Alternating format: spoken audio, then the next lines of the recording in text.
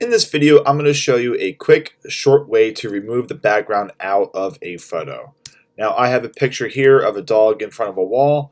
I personally like to just take this layer and make a new layer with it. That way you have a copy just in case something goes wrong. If you want to try a different method, it's totally fine, and you're not ruining the original photo.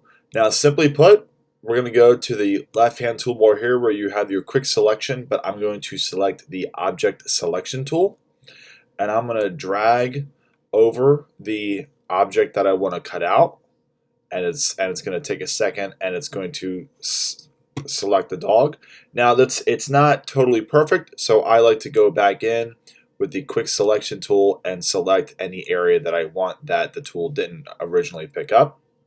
Now, to delete the background, I like to go to Select and Inverse. This basically selects everything opposite of the object that you want to take out, because now you see that the background is actually selected as well. And pretty simply, I'm just going to hit the delete key.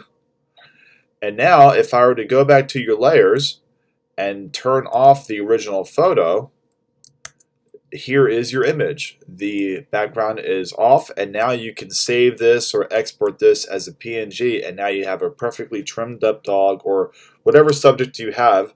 Everything is a little bit different. Objects are different, people are different depending on the image that you're working with, but that's pretty much how you do it. This is how you remove a background in Photoshop. Make sure to like and subscribe, and we see you guys in the next video.